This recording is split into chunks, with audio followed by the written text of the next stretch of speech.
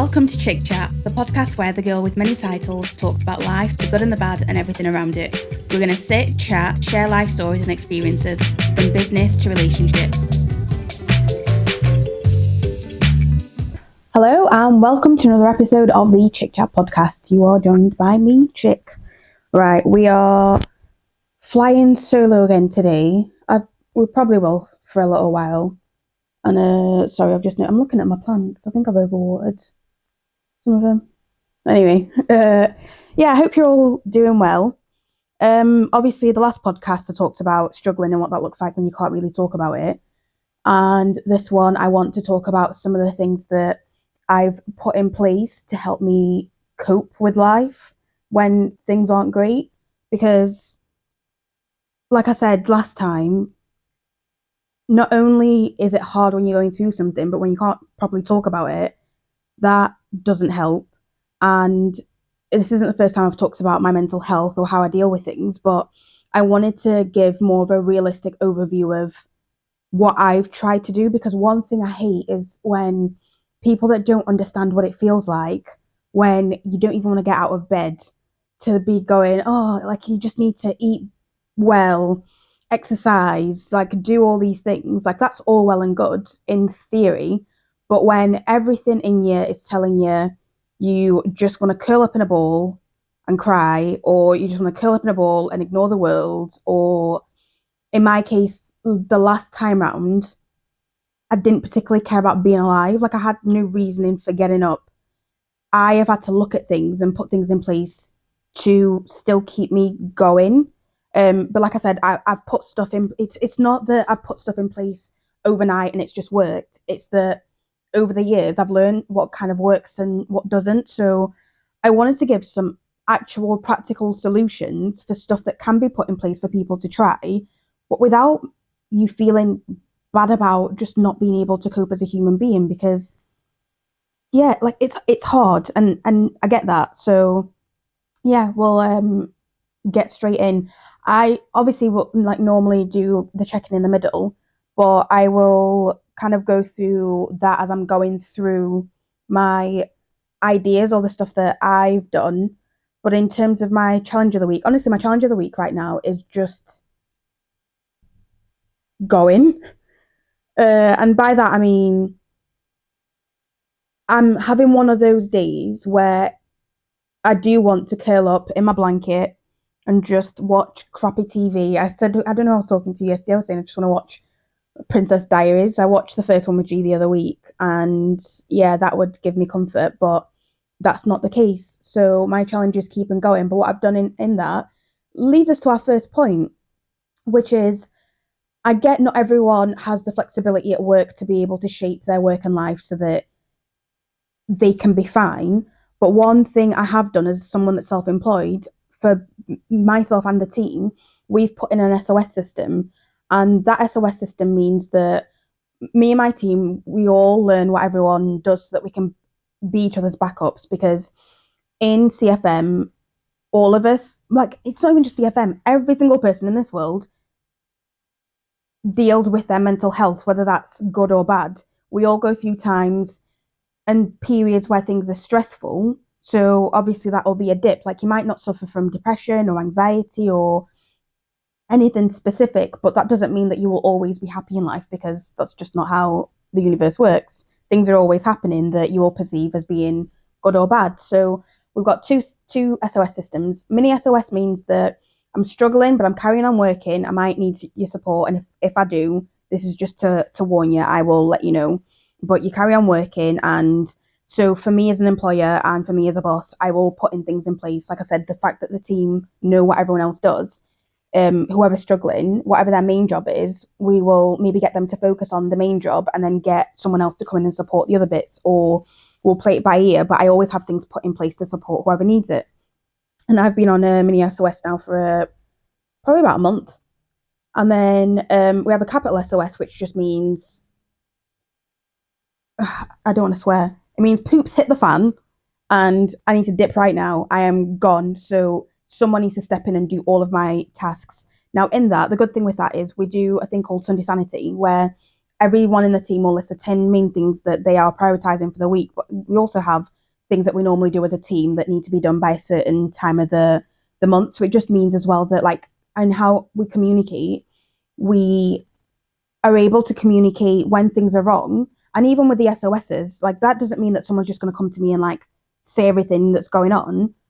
I can normally tell as well. But from my perspective, that's me going to, so for example, I messaged the CFM manager yesterday and let her know that like I'm not okay.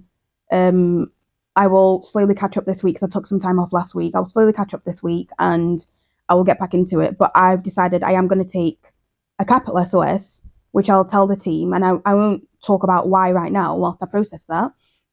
But yeah, that's one thing that I found with me and my team helps. Now, obviously, if you are dealing with mental health struggles, having someone you can talk to at work that you feel that you can trust, obviously that's something that not everyone always has. But if there's someone that you can have, or if there are any ways that you can find someone to speak to that will have your back, then do that, because I can't lie. Whilst I'm going on an SOS from my business, I'm not with the other work that I do, because the other work that I do, I already have that separation between work and life. So I can clock out, I can clock in, like it's giving me a reason to keep going. Whereas with my own business, that's my baby, and I don't know, I don't know how to explain it. It's like, because it's mine, it feels different and it feels a little bit heavier to kind of just go on as if like everything's normal when it's not. I think that's it. Like I've not processed it properly yet, but I think that's it anyway. So that's one thing, the SOS. Another thing I put in place over the last couple of years is starting work at a time that suits me. So for this year, normally in the winter I would start work. Sorry, in the summer I'd start work at 10 o'clock, and coming into the autumn winter I would start work. No, spring summer I go into starting work at 10 a.m.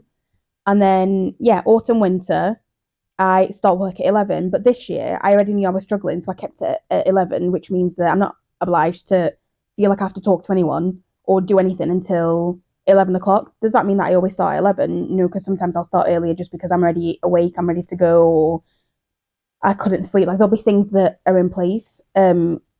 Now that one, funnily enough, during the pandemic, when my mental health dipped the last time and my anxiety was through the roof, I spent time figuring out, like, why do I get out of bed? And whilst I've just said that CFM is something that I'm struggling a little bit with kind of keeping going with because it's my baby, I also know why I get up out of bed every single morning, and the fact that I love being creative, I love marketing, I love the work that I do. So the part of CFM that I can't deal with is more to do with like talking to people, whereas the creative side, I'm recording a podcast right now, there are other elements that I can keep going with that make me feel okay to keep going with. So I already know kind of. So my point to this is figure out what gets you out of bed every single day, and like what's your reasoning for existing, because sometimes it just might be that. Like one thing I've realised is sometimes we try to go for things in life, like going up a career ladder because it's what we're told to do. But sometimes, like our in-house manager, like made it very clear, I don't want to get past this phase. It's too much of a headache. I'm happy with where I am, and she's incredible at the job she does, and I really respect that, because I think if more people are allowed to just stay where they're comfortable, that doesn't mean that our manager's not pushed or there isn't stress or anything like that. It's all there, but she just gets to sit in where she's more comfortable. And on my end, like I said, the COO work that I do, like that's a different reasoning for getting up out of bed every day, because that's a new challenge. The marketing side, whilst I might not communicate with a team for now, I can still get on with doing other creative things and looking at other bits of work and catching up. So figure out why you get out of bed every single day, and if you can be flexible in your working day, figure out how your body works, because me knowing to start work at 10, 11 or whatever I've put in place, that has meant that I've not been good at it recently, but I put in a morning routine that initially meant like I was journaling every single day, taking some time out to practice gratitude with my first cup of tea. And I still do the cup of tea bit, but the journaling I haven't been as good at doing. And I'll come back to that one in a second. So yeah, another solution, and this isn't something that you'd figure out overnight, because I remember having to do an exercise with my therapist like a few years ago where we worked out what my day looked like and what the ideal day would look like, and I did bits of this on my own as well, which it just happened to be like it worked together.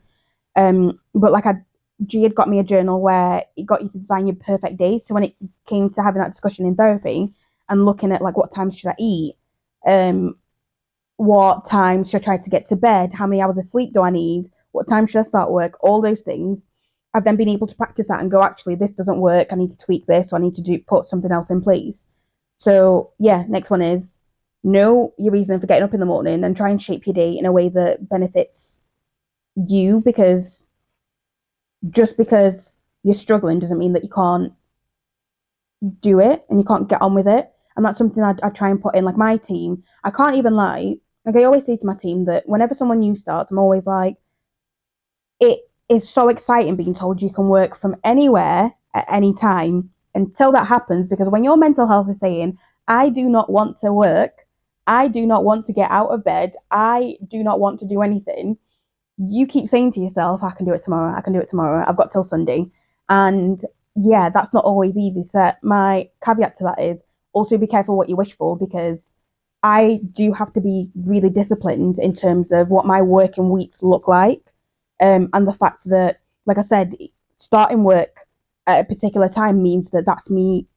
No matter what, I need to start work at that time. So if I haven't started, then I need to be looking at it. If I have started, then happy days, like that's okay. Like it's a non-negotiable. It's not that I'm not giving myself permission to not do anything. I'm basically saying, right, I know how I am.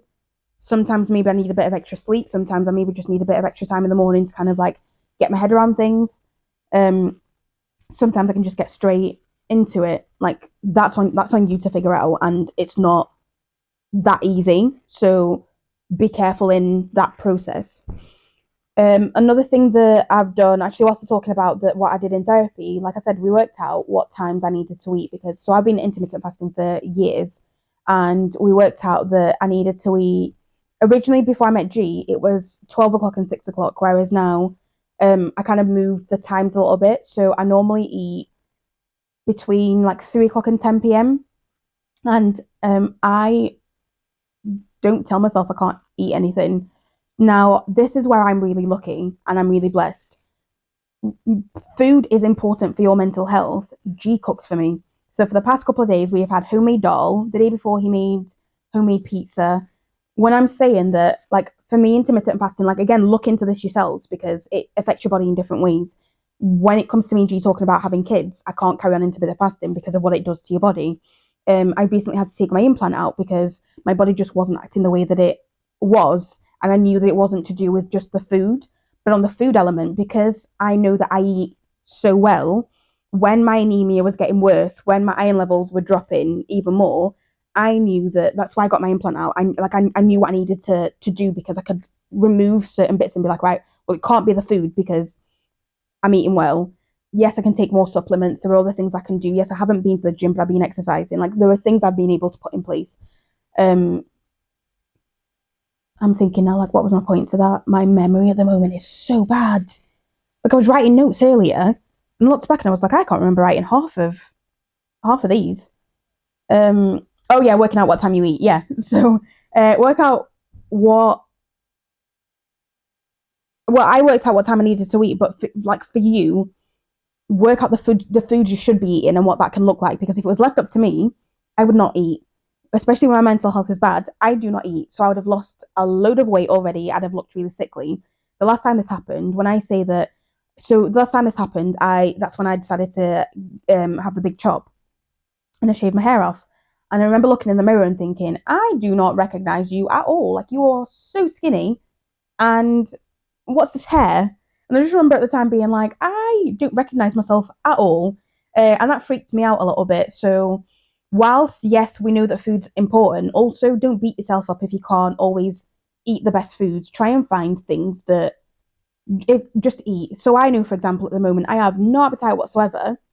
come 6 o'clock, by then we've normally eaten. So I already know that by then, because of how me and G have things, I have to force myself and I have to try because it is what it is. Whether I'm enjoying it or not, like I'm such a foodie, but whether I'm enjoying it or not, I need to do that. And like I said, the past few days, like he's cooked very like soul foodie type stuff. But yesterday he also got apple crumble. So whilst I didn't want to eat anything else, he chose the things that I love. Like got not garlic bread, garlic naan with a dal, and then the apple crumble is one of my favourites. So yeah, food is something to definitely look into and see what that can look like. If you need to batch cook, before I met G, I would have batch cooked. I would have gone to my mum and dad's on a Sunday or at the weekend, and maybe we'd have cooked together, and then they'd have sent me home with food. There was a period where like they just used to, my mum and dad would cook like a good few days of meals and send me home with it. Um, so yeah, food. The exercise part, I can't lie. Whilst so that is something that I wanted to make sure that I brought in exercise as part of my like so my word of the year is discipline. And to be disciplined, this future chick that I wanted to be, I knew that she needed to eat well, dress well, exercise, what like just be well mentally and physically. So my initial thing was to try and go once a month. I don't always go once a month, but I've noticed that not only even when I don't go to the gym now, I've been getting out of the house and like you guys know, if anyone that watches my vlog or just watches me in general knows I don't like leaving the house. But I will do things that force me to like the wedding venue viewings. We've gone to extra venues that aren't going to be the final ones chosen, but just because one, it gets us out of the house, two, it means that I'm getting content, three, it means that I'm also then getting to walk around, exercise, we're being outside in fresh air. So everything I'm saying so far, when I'm saying like you don't want to get out of bed, you don't want to do whatever, I have set my life up so that I'm always kind of tricking myself into doing things that are better for me so that even when things are terrible, I can cope. And another one of those things, also talking about the exercise part, is then like getting dressed. So I try to get like cords and stuff for the summer, and like I'll be in shorts and I'll try and like not be in my onesie. Before like things started to feel worse, I said to myself, I need something for the winter so that I can still feel warm. My onesies are there because they make me feel warm, and really, I want my onesies to be there as a like as comfort or for the evenings. Whereas during the day, like right now, I'm wearing. If you're watching the podcast, I'm in tracky bottom, blue tracky bottoms, and a blue jumper. And I've looked at what I can wear the rest of the week. I'm leaving the house tomorrow. I'm going to see one of my friends. So again, like there's stuff put in place. I don't even need to think about it. It's just there. I'm going to look at getting some more cords, but I don't like buying stuff new. I like to go to secondhand places. So that's currently one of the things that I'm looking at doing. But that's just something I'm doing at the moment. And another thing that I'm looking at that I didn't introduce from before was that I now do now is music in the morning. So when I was younger, I can't remember. I think I did something in therapy maybe when I looked at stuff that I used to do when I was younger that I enjoyed. And one of those things is singing. So some of you might not know, or some of you will know, I've got a grade 5 in singing, which is the equivalent to a GCSE, I believe. And what I stopped because I moved schools. But singing has always been something that makes me feel better. And during Lent, I decided to put on. So my anxiety during Lent was through the roof. And I started playing. I saw someone online saying that if you play empowering music and like music from women that's like super empowering, mentally it changes like how you look at the world and like how you think. And for me, I noticed that having music on in the morning, if I sing or dance, I already feel better. And like we've just said, like we're just talking about exercise there, movement's good for you, and there'll be certain endorphins and whatever else that's released that does make you feel better. So every single morning, if I can, which is most mornings, I will have music on in the bathroom as I'm getting ready, because automatically, like no matter how bad I feel, like I make sure every single morning I jump in the shower, because I know that if I jump in the shower and I have music on, that is just going to set me up for the day. No matter how bad I feel, it will set me up. So when I'm not feeling like I even want to get out of bed, because I've introduced that routine, the point to this is sometimes you won't introduce something straight away and it works. For me, this has been months in the making. So I repractice it through Lent, and I went through like a phase of like Meg the Stallion, and there's a song she sings, I think it's actually called Anxiety. So every once in a while, especially when I'm feeling like that, it's something that I love to sing and just shout in the bathroom, and I'll move around, I'll dance, and I'll walk out and I'll feel better. But even doing that, like that took time. It's taken years to get back to remembering that music was something that kept me going. But yeah, that's something else that I do. Knowing, like I said, shower in the morning, music, a bit of movement, done. And do you know what? I'm gonna end it because there were loads of like different things I do. I might do like a part two to this. The last thing that I do is give myself grace. And I think we all should give ourselves grace because things aren't always going to be perfect. And when you're dealing with stuff, it's hard. Life is hard. What did my dad? I think my dad says something like "life is suffering," and that is it. Um, there's no such thing as good or bad. The universe, it's yin and yang. The universe does what it needs. So another thing that I've put in place for me is self-care Tuesdays, which you guys, like I've talked to you guys about and I've talked openly about. But on a Tuesday, we've got self-care Tuesdays because that's when, when I'm not in therapy. So if I'm in therapy, that's the day I go to therapy. If I'm not, it's just my day. And after therapy, it's just my day to do nothing.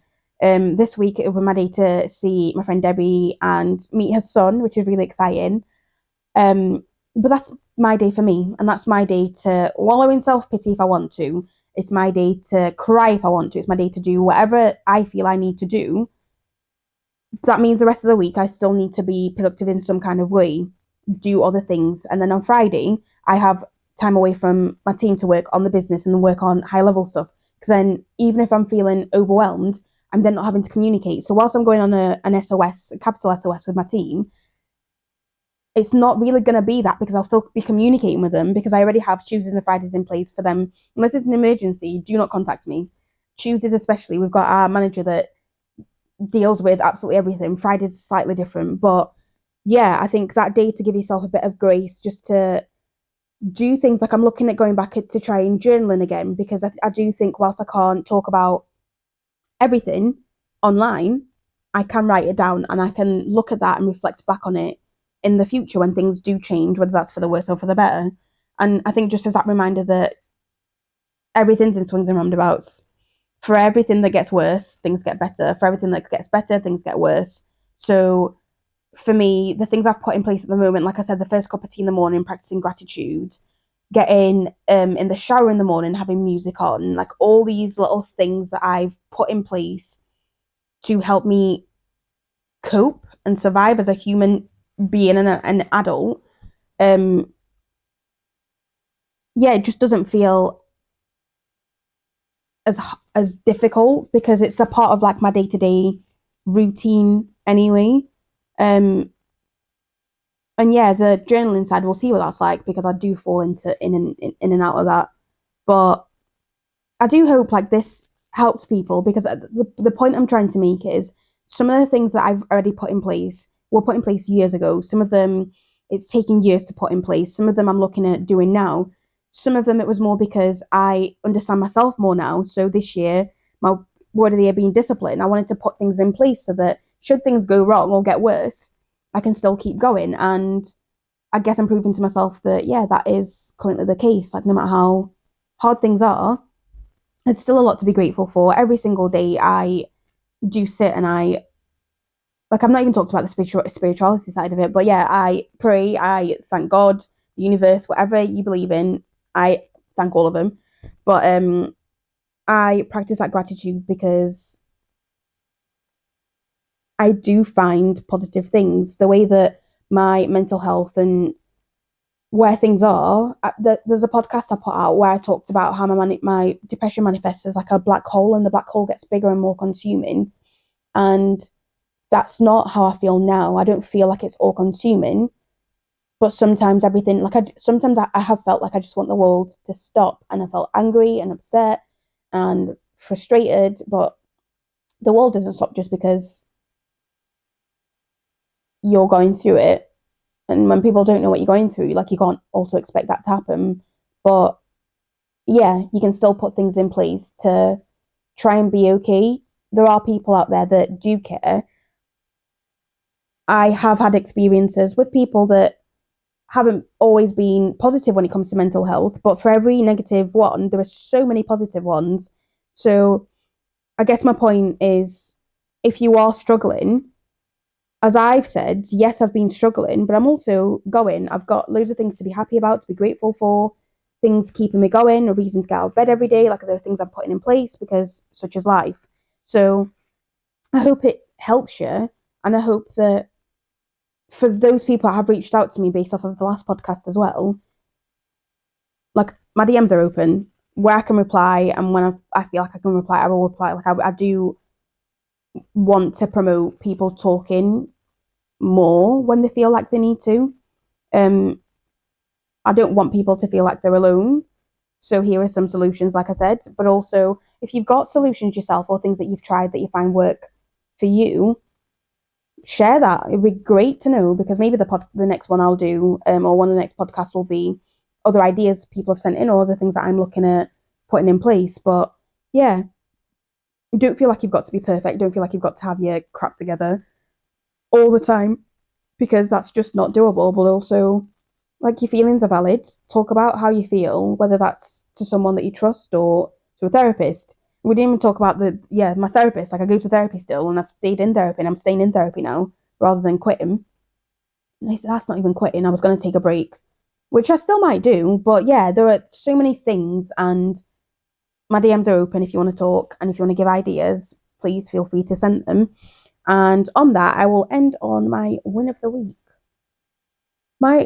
Do you know what? My win of the week is my SOS, because I think in the past I would just try to push through, and it wouldn't have gone well, because I'd have had a short temper, I'd have not been the most communicative person. Like, I've already got stuff to catch up on. I think even just being able to accept that I'm not in that mind frame to be able to do one particular type of work, but I can do the others. In the past, I think I'd have looked at that as feeling like I was being a bit of a failure, and like, why can't I just keep going? But that's not how I feel, and I'm listening to my body, and I would advise you to listen to your body. If you are watching the podcast, I've probably been touching my neck quite a bit, and that is a sign of stress. Like, I know all these things. So yeah, my win of the week has just been able to accept that I can't do everything at the moment, and that's okay, because that's why I've got a team. That's why I've got systems in place. That's why I've got the people around me that do know what's going on, so I can talk to them about it. That's why I'm going to see a friend. Yeah, that's a good one. Yeah, and I'll leave it there. I will see you guys in 2 weeks. Keep liking, subscribing, doing all the bits that you do, because I really do appreciate it. And yeah, I just appreciate your interaction as well. Like, it really does mean a lot. But yeah, I'll see you in 2 weeks. Bye.